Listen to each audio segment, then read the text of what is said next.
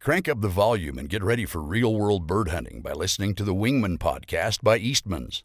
Now your host, Todd Helms. Hey guys, welcome to episode number 40. What are we on? 45. Wow, how did that happen? Of the Wingmen podcast. This episode is brought to you by Sitka Gear. Big shout out and thanks to Sitka for being a great partner here on the podcast. We love everything that they do. They make, honestly, I feel they make the best stuff in the business and couldn't be prouder to be affiliated with them.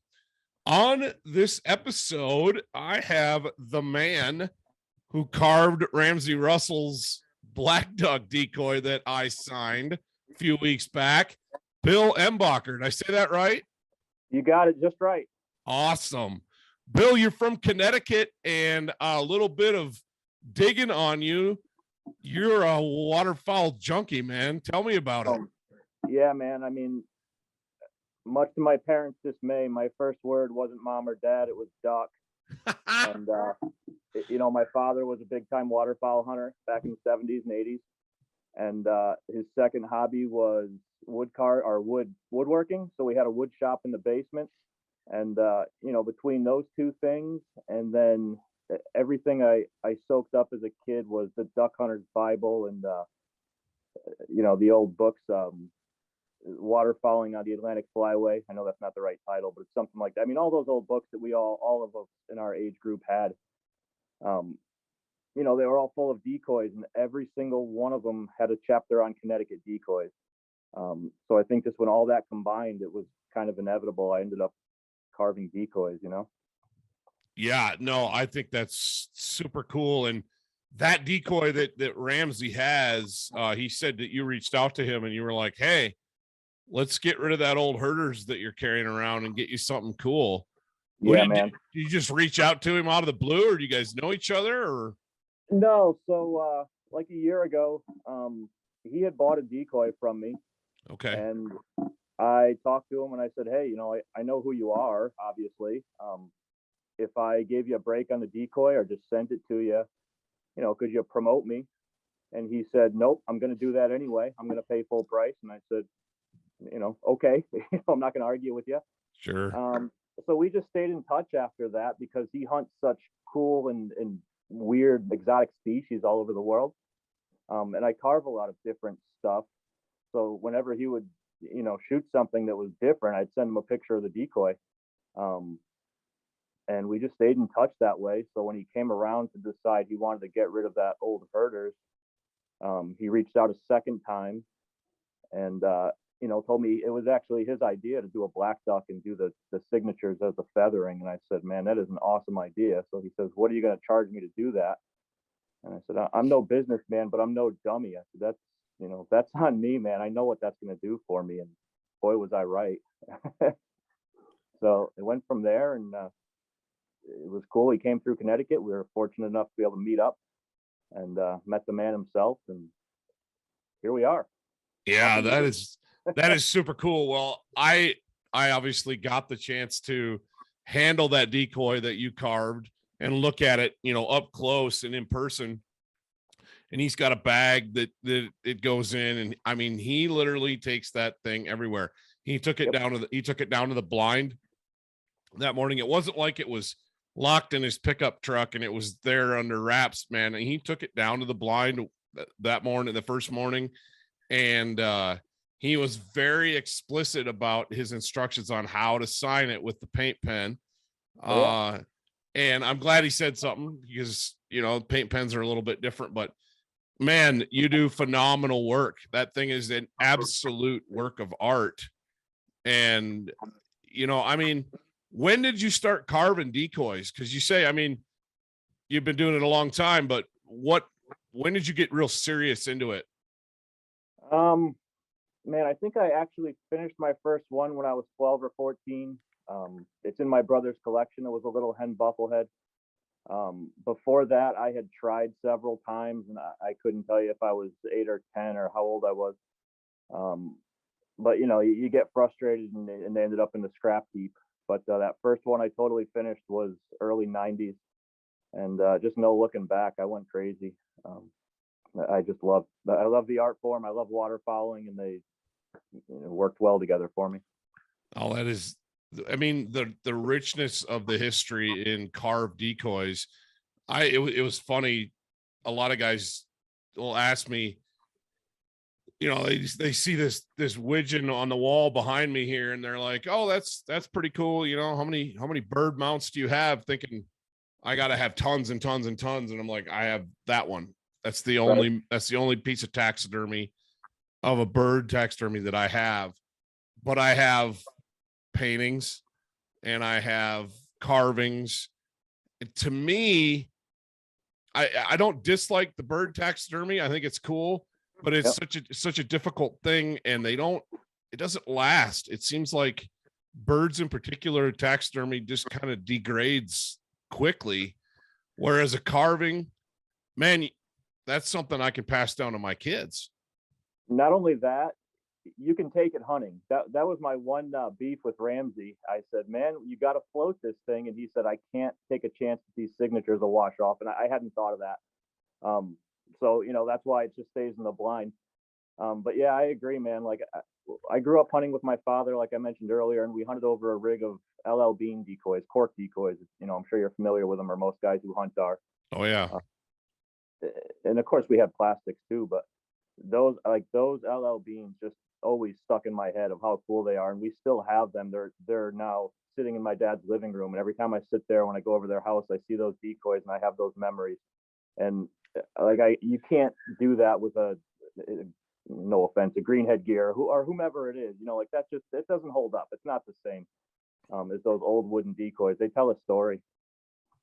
Well, and that's waterfowl, that's Right. waterfowl hunting. It's about stories. Absolutely. I just watched Dale Bordelon. I don't know if you're familiar with Dale, but he's from South Louisiana, and he carves his own decoys, and they're working blocks, and they're out of cypress. He makes made his own duck boat out of, a dugout pirogue, shoots old shotguns. I mean, so this video that he just dropped today on Facebook was making a duck feather pillow. And he spent 2 years collecting feathers to be able to make this one pillow. And it was super cool, but it's those stories that connect us as waterfowlers. And absolutely, you're right, man. As much as I like my super durable Avian X, decoys, and they look great and they're super durable, they don't have the story that a hand carved wooden duck decoy does. And like I said, it sounds funny because I'm not knocking any of those, because they work awesome. I kill a lot of birds with them, and I love using them. But if I'm going to put something on my mantle, it's probably not going to be a production decoy. Right. Absolutely.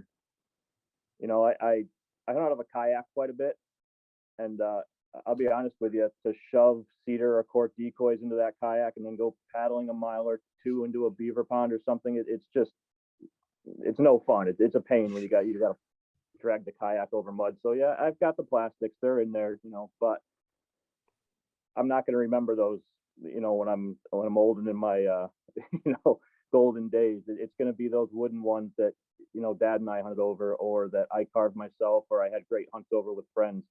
Those will be the ones up on the mantle that I'll look back, and those will tell the story, and they'll be passed down, and hopefully somebody after me cares. I don't know that they will, but I hope they do.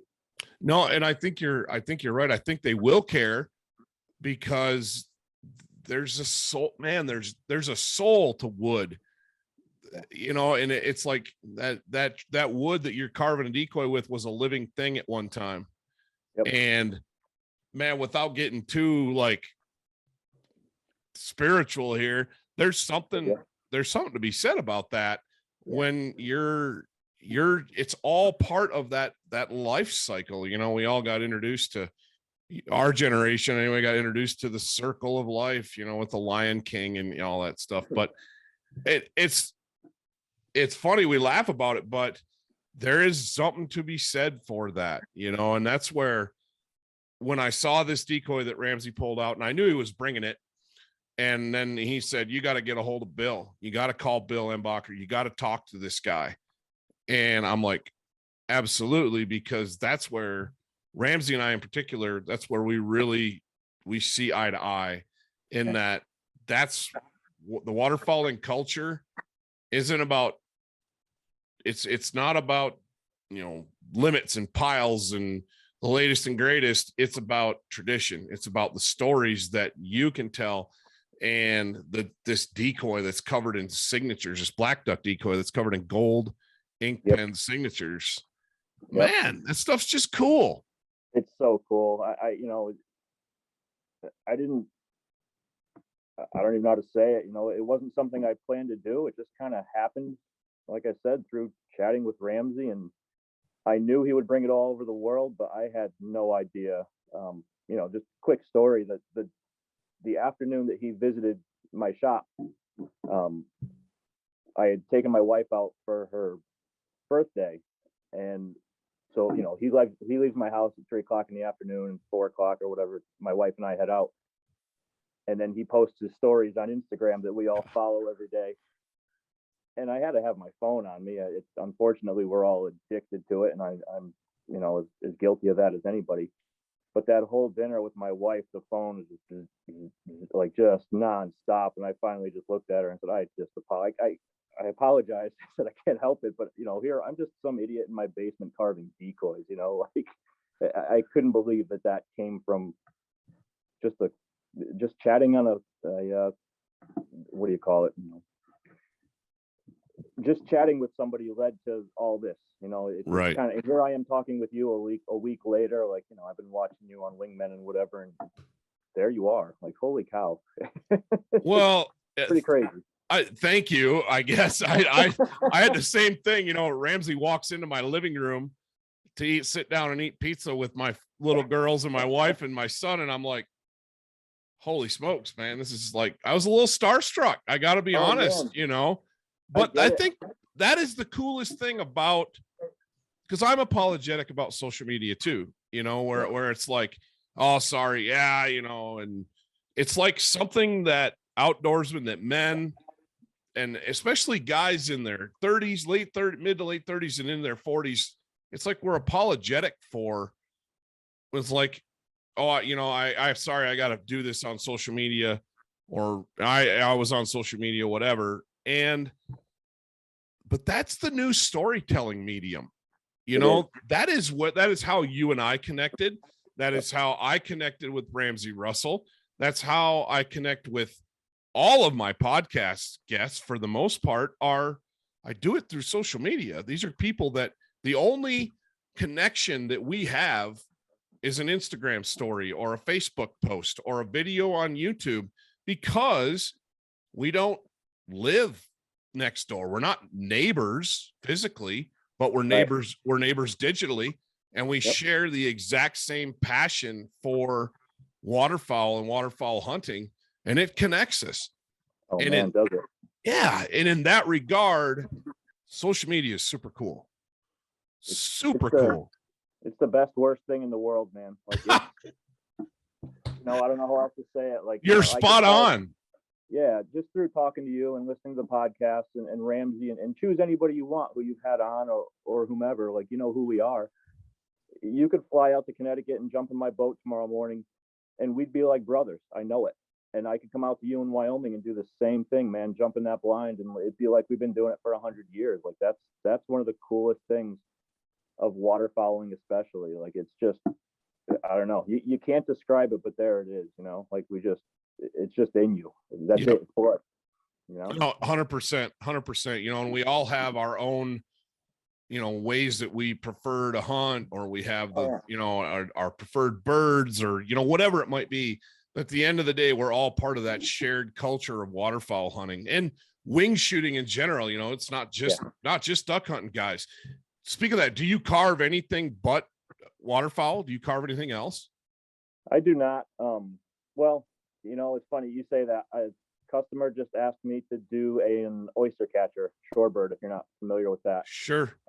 So that was a first for me. I was honest with him. I said, look, I've never done this before, but I'll give it a shot and I'll send you a picture. If you like it, great. If not, sorry, find somebody else. I don't know what to tell you. But yeah, it came out good. So that'll be getting shipped out next week. Oh, that's cool. That's cool. Where,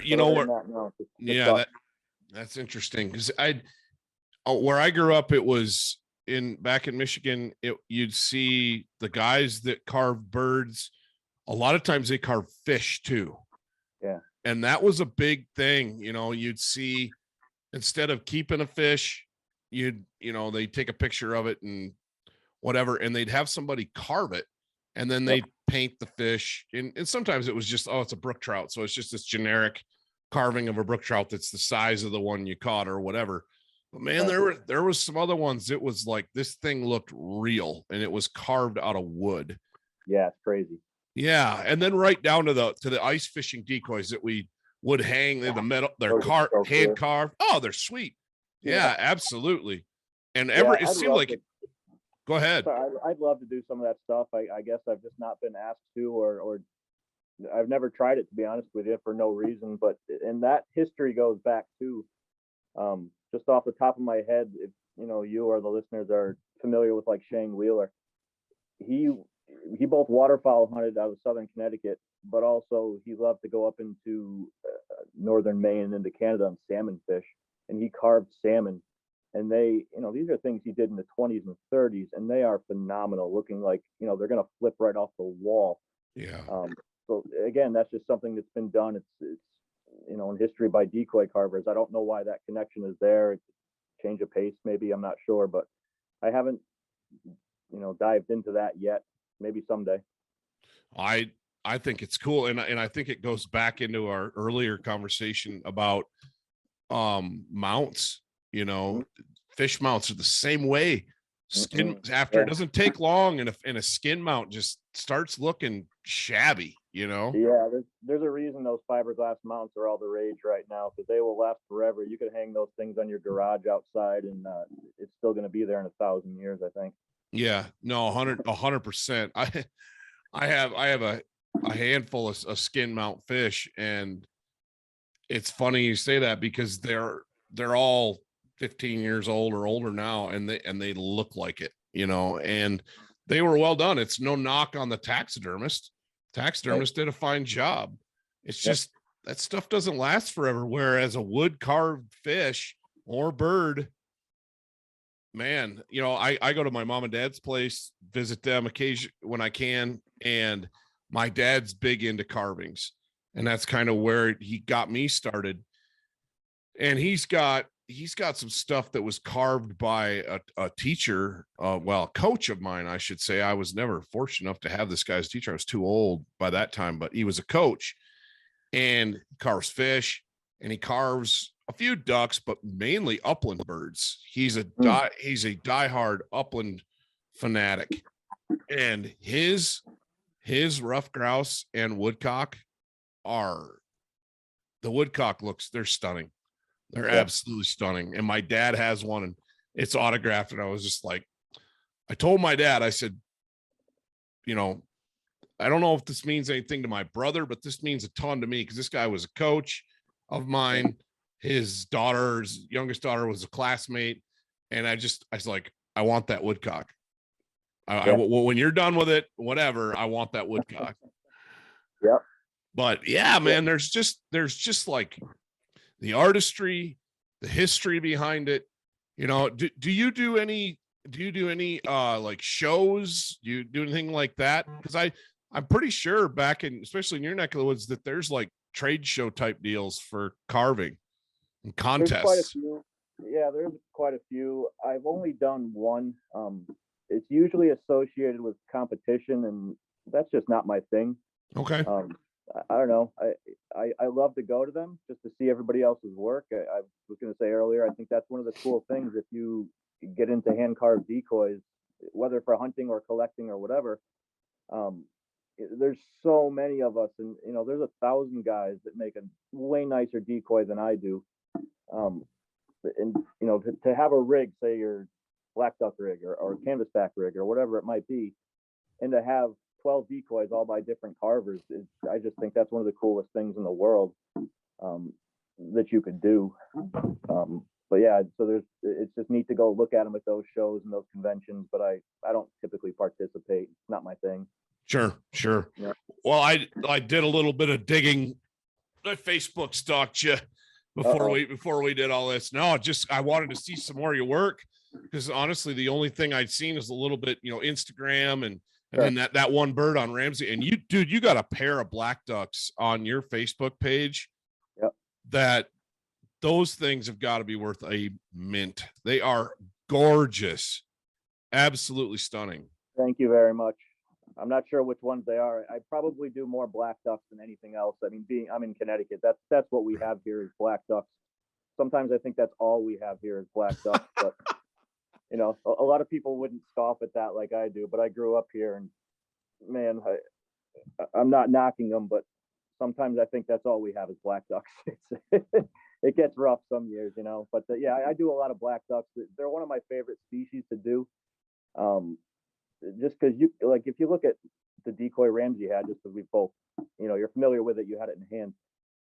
That's just such a really simple design. There's no added feathering. There's nothing in there. Obviously, it's signing, but you know what I'm saying. Like that, right. That decoy in itself before the signatures.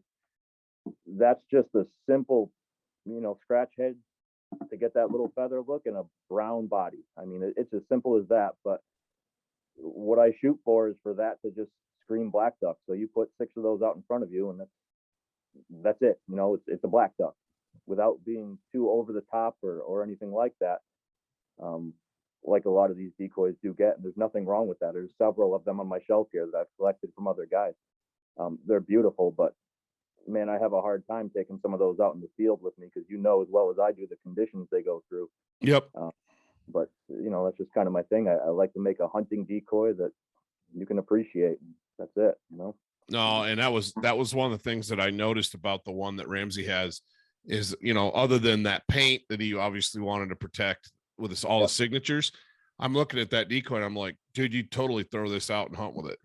Yeah. Totally. I don't know how well it would do in the fast river current that we were hunting in, but yeah. So you put a keel on it, and then it'll ride just fine. But I'm just looking at that and I'm like, man, I can totally picture myself back in the Upper Peninsula of Michigan on a beaver pond, throwing 6 of those out and shooting all the ducks. Because, I mean, as well as I do, you throw 6 or 8, 10 black duck decoys out, and anything flying by is going to decoy to them, because they're just these nondescript ducks, and they stick out against that dark silhouette, that dark outline. They just stick out, and birds of all feathers, no pun intended, just flock to those things, and they shot mallards over them, and wood ducks and teal and black ducks. It didn't matter.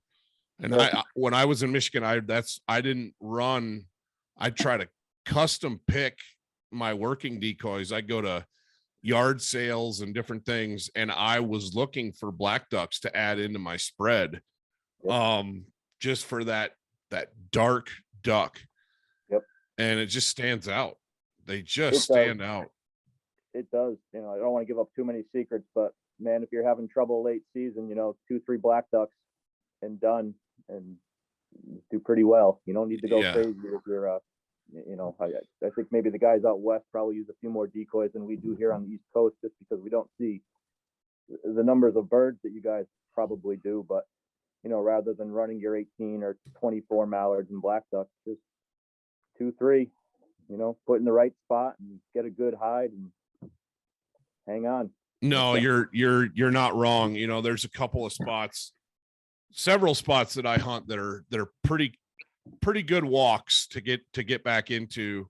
And you're just not going to haul a lot of decoys. And I have never felt in those spots that I was limited by 6 decoys, versus spots where I could haul in 2 dozen or 35 or whatever. Sure. But yeah, it's crazy. You said something, you were talking about, sometimes you think that's all you guys have is black ducks. That's the way I felt growing up about wood ducks. Oh my gosh, we had places it's like we could shoot two. We Yeah. could shoot two. And Yeah. it was like bang, bang, done. And then you spend the rest of the day looking for some other kind of duck, and all you see is just hundreds of wood ducks. Yeah. And it's not like that everywhere, you know, but it's just funny out here. That's mallards, you know, and you're covered up in mallards all the time. So if you shoot a gadwall or a widgeon or something like that, you're pretty excited because it's different. Yeah. You poor thing, covered up in mallards all the time. Huh? Yeah, I know. You got some golden eyes out there too. I heard you complaining about them on one of your podcasts there. I really like diver ducks, like golden eyes, broadbill. I get hung up on them pretty good.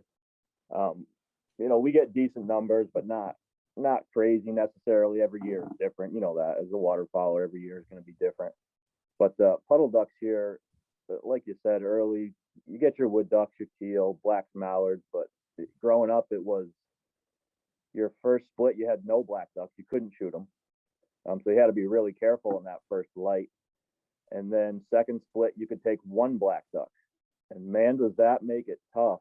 And that first light, that first flock of, you know, we call them big ducks, black mallards, that's what they are. And you had to be really careful. So we all learned to ID our black ducks and mallards really well at an early age. And, you know, now it's actually shifting back the other way. We could shoot 2 black ducks and 2 mallards instead of 4 all season. So that makes it a little bit easier. But yeah, there's days where you get your 2 black ducks, and just like you were saying about your woodies, like you're done. You can watch black ducks decoy all afternoon, which I do love to do, but right, you know. No, it's funny to complain about that, you know, and it's like not really complaining, just it's just one of those things. It's kind of how it goes. But yeah, we shot a lot of black ducks. I mean, not like you guys on the East Coast, but enough where that's a special bird to me because we don't see them. We don't get them out here. Yeah. And so if I could go back there and kill one bird and do a carving, it'd be a big Drake blackwood duck or big Drake black duck. Yeah. And because I feel like I squandered so many of them over the years. Like, oh, it's just another black duck, you know, and now it's like, oh man. But I get what you're saying about the divers. I didn't grow up a diver hunter, you know, and being from the Great Lakes, there was a lot of diver opportunity, but it's a pretty labor intensive and equipment intensive, can be anyway. I mean, I did shoot. I mean, there were times when we shot some, but to go out on like those bays on the lakes and really get into them, that's a different breed of cat, man. And that was the guys that are into that. That is like all they want to do. Like, yeah, you can have those honkers and you can keep those stupid puddle ducks. I'm shooting bluebills out of a layout boat in a 2-foot chop, you know? Yeah. I mean, you know, like, again, I've listened, and we had a similar story, you know, in your mid 20s, you go hard, man. I mean, we went every day. You build your work around it. You build your life around it and just hunt every single day. And for us to go out with 3 or 4 guys, a couple of layout boats, 200 decoys for broadbill, and you'd go shoot 2 apiece or 3 apiece, whatever it was in that season, and be done and just be happy as you could ever be. I just loved it. And, you know, to this day, like right now, to be honest with you, I haven't shot a duck since Thanksgiving. I haven't been going nearly as much as I usually do. I've been, you know, just busy, and life tends to get in the way the older you get, as I know you well know. But our broadbill limit right now is 1, and I found like 50. I've been going to kill 1, and that's all I want to do. It just makes me happy to go shoot that 1 broadbill. There's just something about them, man. I don't know. I can't tell you what it is, but when that squadron of bills comes over the decoys and just does their thing, and you squeeze off and knock 1 down, I get a chill. No, I completely get it, dude. I completely get it, because it's, you know, different. You talk about different life stages, and same thing in my 20s. people look back, oh, you squandered your youth. You should have been working and building wealth. And I'm like, I was building wealth. It just wasn't monetary. Oh, you nailed it. I built a wealth of experiences because I did the same thing, man. I built my work schedule around hunting. I built my graduate degree schooling around a hunting schedule until I couldn't anymore. Then it's like, all right, eventually life gets real, but it's kind of like, man, I look back at that and the stuff that I did, and I'm sure the stuff that you did, it's crazy. And so, last I took my two girls, and then another coworker here and his stepson out on Saturday. And honestly, that's the first time that I had been duck hunting since Ramsey was here, just simply because we just don't have a ton of birds yet. There's pockets where it's like, okay, there's some here, there's some there, but you got to be on it. Like, you got to be out there every day to pin these things down, and life gets in the way. And you got a real job that dictates you don't have as much time to throw at it. But it was funny. Because I'm watching these birds work, and there was a couple times where I had birds swing right over my end of the blind. I mean, literally right over it. And they'd swing out into the decoys, and I'd be like, kill them. And because I want to see, my two girls are too young to do it yet, but his stepson's shooting, and he looks at me, he's like, dude, why aren't you shooting? I was like, let Blake pull the trigger, man. I'm more than happy to watch him shoot these birds and see the smile on his face. Honestly, don't get me wrong. If you and I went out on a hunt, I would want to be pulling the trigger. But on the other hand, when it comes to kids or young people or people who are new to it, I love seeing them get that success. I'm right with you, man. Yeah, we did a youth hunt this year, and I was, a little sketched out going in, because you're taking other people's kids out. I have one daughter. She's too young to go. She does go and sit in the blind, but she can't shoot yet. But a buddy and I took out 3 12 to 14-year-old guys, and we got a hot goose field. And the youth day is where no one else can hunt. It's just a youth day. It's sectioned off just for them. So these birds hadn't been hit. It was, it was as good as you can get. And the first thing that come in was a couple of mallards. Just by chance, it was raining, and we had a couple of mallards come in. Kid knocked down a mallard, and that was his first bird. And I don't know who was more astonished, him or me, that he knocked the mallard out of the air like a good crossing shot. He hammered him. But man, the smile on that kid's face, you can't replace that. And then they went on to shoot limits of geese, every one of those kids. And it was just like godsend, flock after flock of backpedaling honkers, like it's 15 yards or less. Those kids just had the day of a lifetime. And I guarantee you, I was happier than they were. Like, it's just too cool. I didn't have to kill a single bird. And that was great. It was amazing. No, you are so right. And it doesn't matter to me if it's, somebody else's kids or my wife or somebody that's brand new to it, that's never done it before.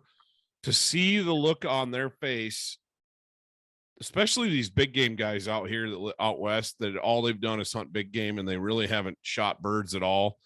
And they've done a lifetime of it, and they're like, all right, whatever, let's go try it.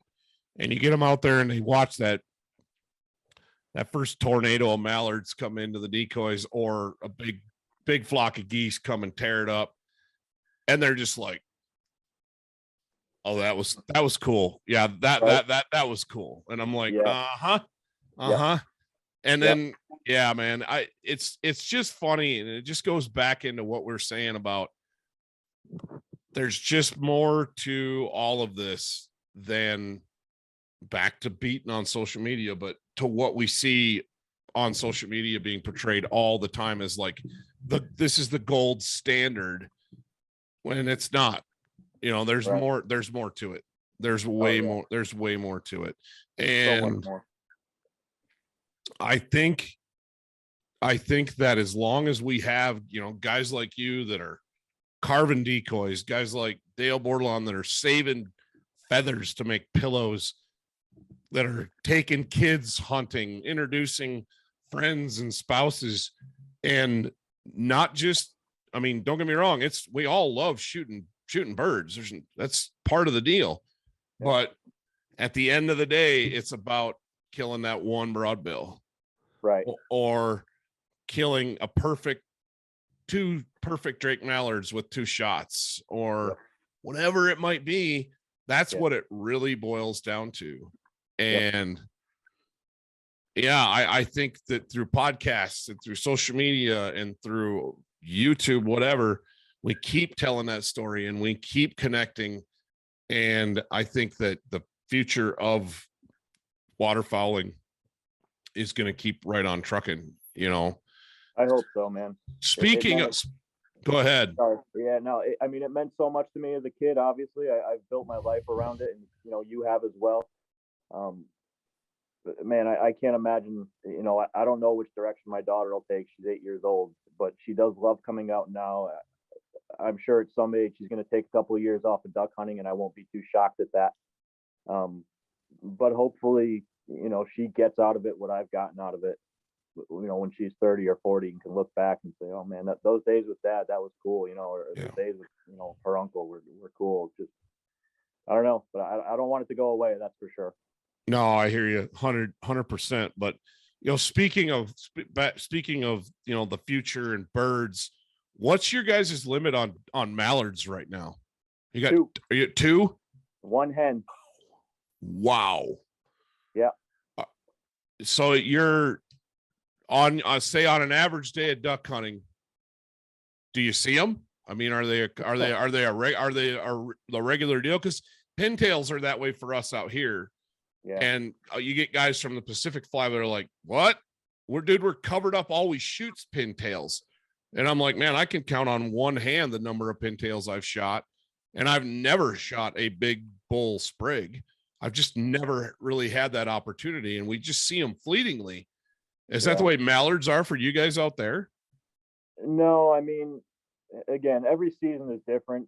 Typically this time we're in right now, so Thanksgiving till Christmas, and then it depends on cold weather. That's a universal, Right. But we'll get a good flight of birds come in for Thanksgiving, give or take, and then those birds will get shot up and either leave or stay here, but they get really stale, and you hear that story from everybody, I know. But the last time I hunted the river looking for mallards, I saw 30 or 40, and they all came from wherever they were roosting. They were 100 yards up on the center line of the river. They were trucking on to wherever they were going. And I don't care who you are not killing those birds. And that's what I saw. I didn't have a prayer with any of them, and I didn't see any other ducks. And that was it. And that's pretty typical this time of year. That being said, there are some of those Todd and Bill at 23-year-old guys that are out there every single day. And I guarantee you they're killing their 2 mallards every day, but they are out there every day, and they know those little honey holes where they're going, and they're walking into a swamp that's a mile, and they have all the time in the world. And I just don't have that time. I hate to say I don't have the drive anymore, but times have changed, right? Like, it's not what it used to be. As much as I love it, I just can't get up at 3 a.m. and go into some crazy spot anymore and do that like I used to. But what are you gonna do? No, I think that's life. I think that's just kind of where you're at. And I think about, good God, I think about, in my 20s and just chasing goose feeds. Like, you never slept. All you did was drink Mountain Dew. This was before energy drinks. Drink freaking Mountain Dew and eat crappy food, sleep a couple of hours, get after the birds. And it was about making piles. I think you go through those time periods in your life.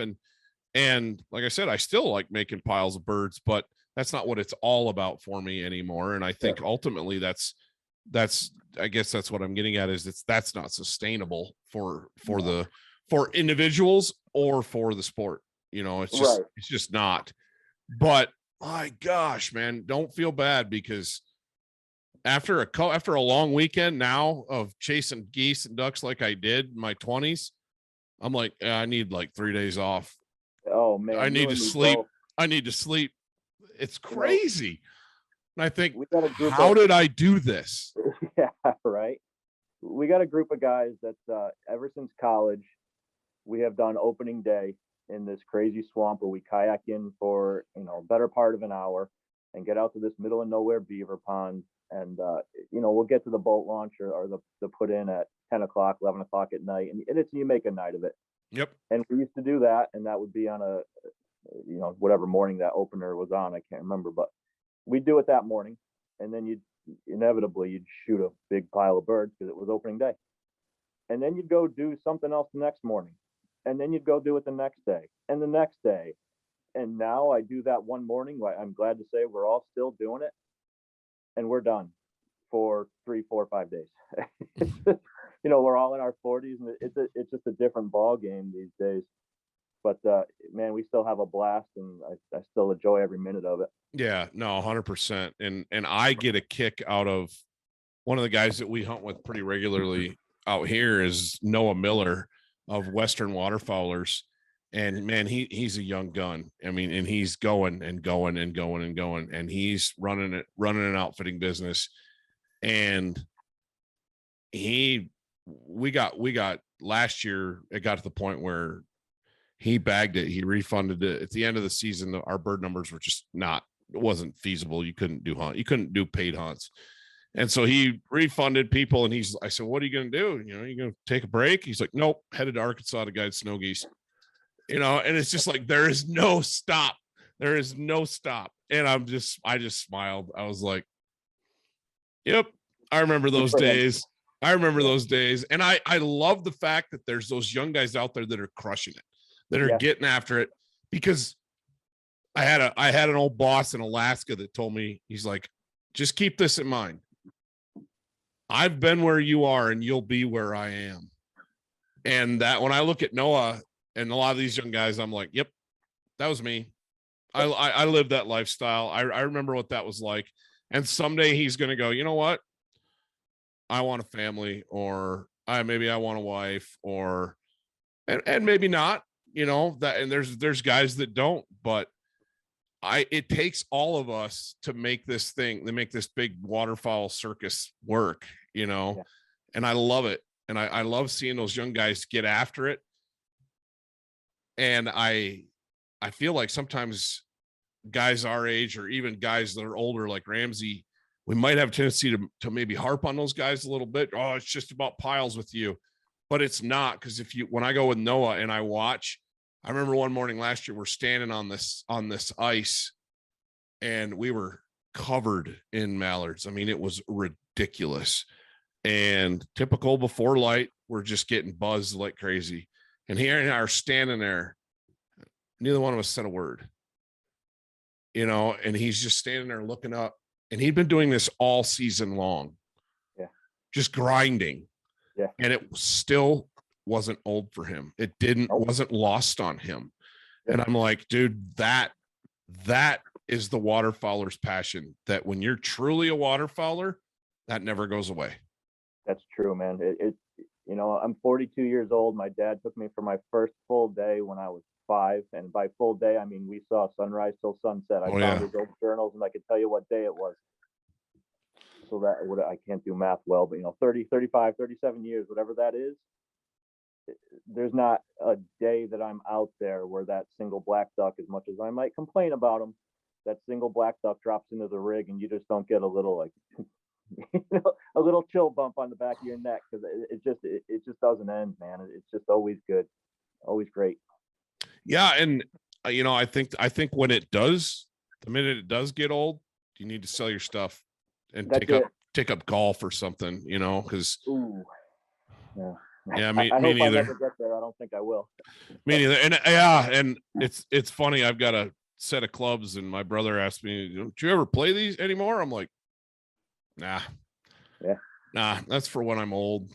But oh man, but yeah, so what do you have for the rest of the season? How much season do you have left out there? We're about halfway through. We go until January 20th, give or take, or whatever. Yeah, same as us. Okay, cool. Yeah, Saturday or Sunday that falls on. It's those last 2 weeks that we have where you really get fired up. That's when I'll really try to put my time in. I have my wife even alter her schedule so that I can get my days in there. Again, like I said earlier, right now it's really slow. This isn't atypical. It's, stale birds, and we're just waiting for that cold weather. That's kind of it. We get a little bit of everything here. It sounds like you're pretty mallard heavy in that time. We are. Yeah, we are. Yeah. I guess you've never heard of Connecticut as a waterfowling destination for a reason. There's a lot of history here, but we're not really ever covered up in birds. But what I've always liked about where I'm at is I am, say, 3 hours from coastal Maine. Okay. And you've heard of Maine eider hunting. I mean, everybody. 100%. Yep. I'm 3 hours from Jersey, give or take. Jersey Brant, Jersey black duck, right? I'm under 3 hours from the Hudson River, canvasbacks. 4 hours from the Finger Lakes. It's just kind of everything is around me. I just got to work for it. Yeah. But it's all here. Unfortunately, just right here where I'm based at.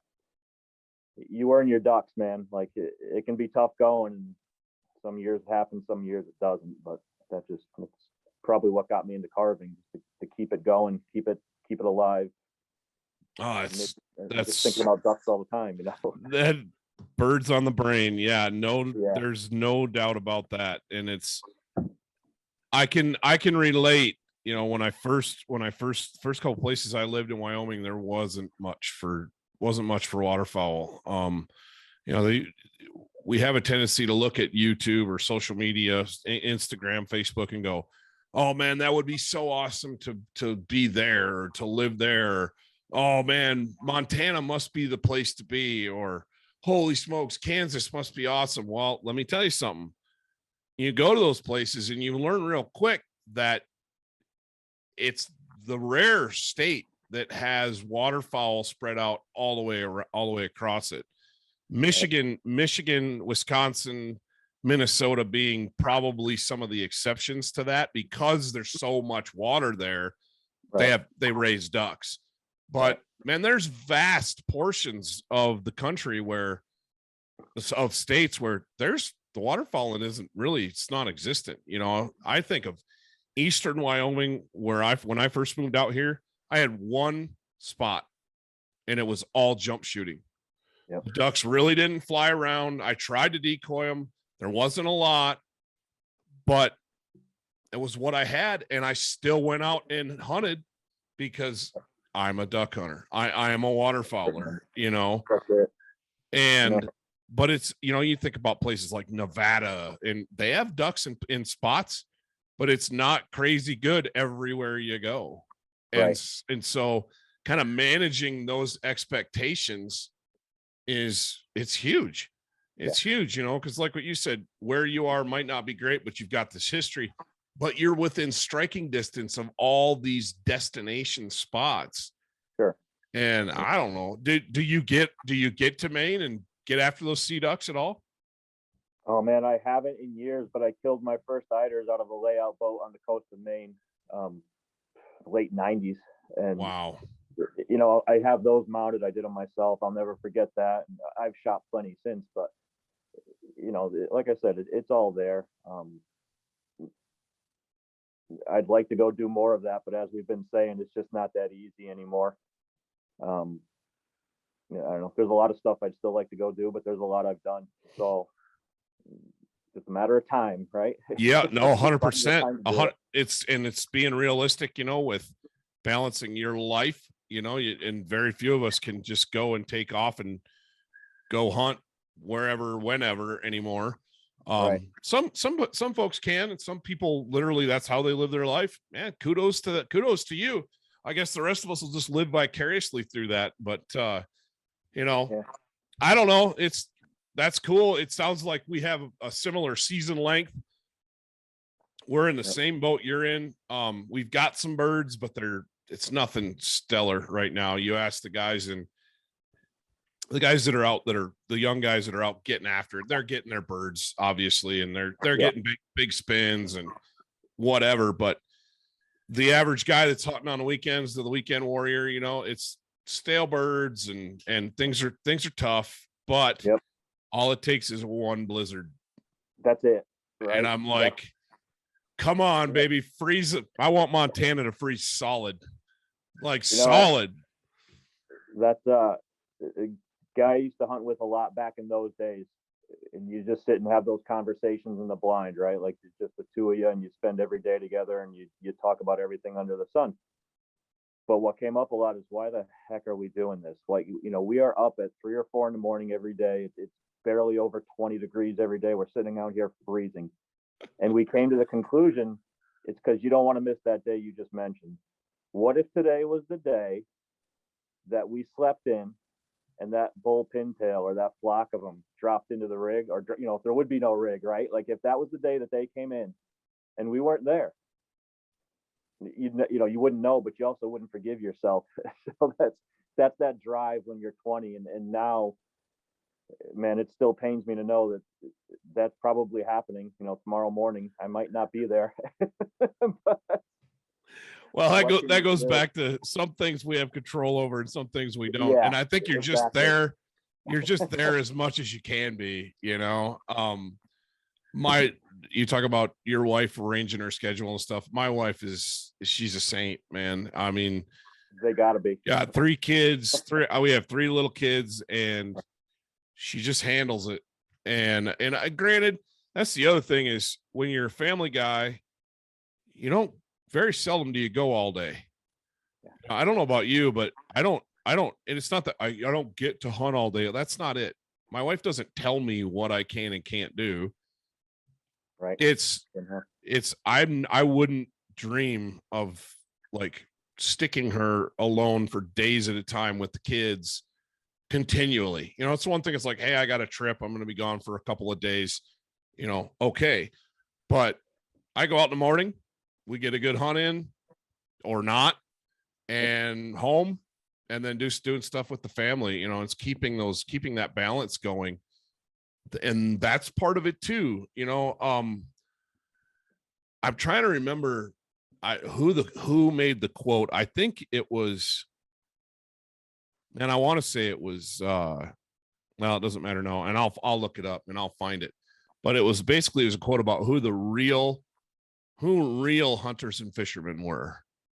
And basically it boiled down to, it was the guy it was the mechanic down at the auto shop that hunted on his days off, or it was the banker down in the street that hunted on the weekend, or it was the family man who hunted or fished when he could have the time and dreamt about it and daydreamed about it and schemed about how to do it more the rest of the time that they were, you know what I mean? Yeah. Man, it was one of the old school writers, and I can't remember who that was now, but that struck me because that's who props up this whole thing. You know, when you're selling decoys, I'll bet you're selling decoys to guys that are everyday weekend warrior guys that want to have a piece of that nostalgia in their office or on their desk at home or wherever it might be, so they can stop and go, yeah, this weekend's going to be epic. Right. Yeah, for sure, man. I wish my decoys got to hunt as often as I used to. Do you follow? You know, like I do. Those are exactly what you said, and that's fine. They're fulfilling their purpose, but it's not the purpose that I had in mind. I'm picturing them out there gunning every day, but they're doing exactly what you just said. They're bringing that guy out into the marsh when he can't be, because just like us, that's all he thinks about, right? He's sitting there thinking about Saturday morning, and looks up at that decoy. Man, I can't wait. You know, 3 more days or 2 more days. Here it comes. You know, and that's what that decoy is accomplishing. But I had never thought of it that way till you just said that. So thank you. Well, yeah, no, you're welcome. I guess I just, to me, when I look at the memorabilia that I have around it's like going out to the gun safe in July and picking up my elk rifle, and it immediately takes me to October or November, and I'm in the mountains chasing elk. Or I go and, working the dogs in say it's August, and I take the dogs out to work some drills, and a flight of early teal buzzes over. Boom, and we don't even have a teal season. I'm weeks and weeks away from anything. But yeah, I think that stuff is big, and I know for a fact that's why Ramsey takes that decoy around. That's why he's because he can get done. And I just knowing him a little bit, I feel like I can picture him sitting in February or whenever, if he ever sits down. I'm not sure he really does. He does. I'm not sure he sleeps, to be real honest with you. He says he does, but I'm not sure he does. That man's a machine. He's unreal. But anyway, I can picture him looking at the signatures on that and being able to reflect back on every single one of those hunts. That's why he does that. He sets that bird up there in his office or in whatever room it's going to occupy. And he can go pick it up and he can go, Todd Helms. Man, I remember that morning on the Shoshone River, wherever, or whoever's name it might be. Right. That's priceless. You can't put a price on that. So what you are doing and is creating these conduits basically for this culture of waterfowling. And I think that's super cool. That was when he told me, he's like, you should talk to Bill about coming on the podcast. I was like, yes, that would be awesome. So I'm super glad that you took the time to join me this evening for a little while. Oh, I appreciate it, man. I was truly humbled. I'm looking through your guest list and I saw KVD back there a little bit, and I'm like, come on, really? Like, you could have knocked me over with a feather when he said he'd come on. I was like, are you serious? And that all happened through Jake Latondres, which happened through Ramsey Russell, which there you go. It's just going back to what we said earlier, dude, where it's just we're all part of the same brotherhood, sisterhood of waterfowling, of wing shooting. We're all connected by that love for those birds. Yep. But that was too cool. I mean, I grew up, again, we're similar age, and I thought I was the next Kevin Van Dam, right? Like in 1997, I was doing the little local bass tournaments and all that nonsense. And so, obviously everyone knows who he is, and I'm reading through, and I just to listen to him, and just what a super cool guy. Like that was neat. And you told your story of being on the dock, and he went by, and he was probably hearing you like, yeah, man, great. You saw me when you were 7, or whatever it was, but that's just too cool. Those memories of, that, and that was a neat one. No, I appreciate that. Yeah. He was a fun guest to have on, and just for someone of that renown to take some time and sit down and talk to, Joe Blow duck hunter. That was pretty cool. That was pretty cool. And the thing about it is when I reached out to him, their tournament season was just ramping up, and he was super busy. And he's like, hey, we had a little phone conversation, really, really nice guy. And he's like, I do not have time to sit down in the next few weeks, but after the season, let's touch base and we'll make it happen. And I'm thinking, yeah, right. That's fine. But I called him, and lo and behold, he answers his phone, and he's like, yeah, I'd love to come on and sit down. And just super cool guy, man. Salt of the earth. Yeah. His story about the trees, the oak trees, from Mossy Oak and Toxie Haze, that is super cool. It's that kind of stuff that, unless we have these conversations and we talk, nobody knows about that except the two guys involved. Right. And to know that kind of stuff and that connection to everything exists is just, I don't know, man. I think that's awesome. But good stuff. Oh goodness. But Well, so you're Eastern time, so it's like 7:30 your time. You probably gotta get eaten or something. But dude, I really appreciate you coming on. And I'm gonna be my wife asked me the other day, she's like, when it seems like Christmas time when when you got little ones, it's all about the kids. She asked me the other day, she's kind of like, maybe we'll just do Christmas for our birthdays instead of Christmas presents this year. And I'm like, that's fine. She's like, what were you thinking? And I said, honestly, I want a decoy like Ramsey's. Hey, I know a guy. Yeah, I know. That's why I'm bringing it up. But yeah, I'm going to be giving you a call and being like, dude, I want a decoy. I definitely want to commission you for a decoy. And it may just have to be a black duck. I'm sorry, but no, don't be sorry. Oh, cool. But well, I really appreciate it, dude. And I'm gonna end this try to remember how I have been. If you could only do one bird one way for the rest of your life, what's it gonna be? Oh, I think you already know that one from talking to me, but it's gonna be an open water diver hunt shooting those broadbill. Heck yeah.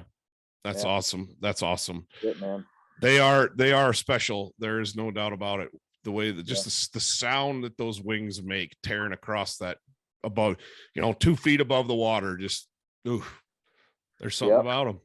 Hey, that's cool. If you got 30 more seconds, just a couple years ago, I took a father-son out to a rock pile to hunt broadbill, and we're watching them cross on the horizon, and one flock just broke out of the sunrise, 50 of them right in the rig, right in front of the decoys. 6 shots went off, none of them mine. They didn't touch a bird, and I was just standing there laughing. I'll never forget that flock.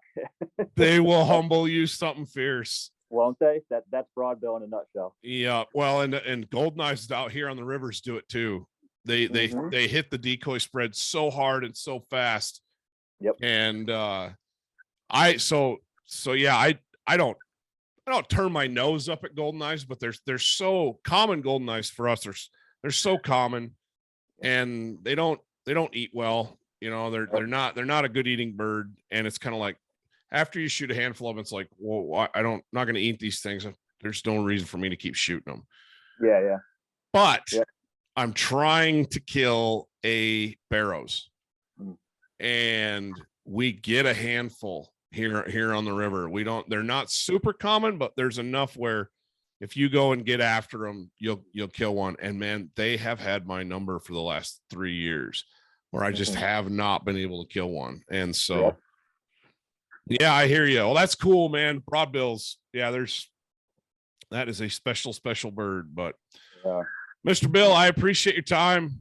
Really appreciate you coming on me. And anytime. And I will make sure that when we drop this thing, I'll send you the link and we'll get after it, share it all up, and drive some more business your way too. Because the decoy, I'm telling you, I can just having my hands on that bird you carved up for Ramsey. You are a first-rate carver, and people need to know more about you. That's for sure.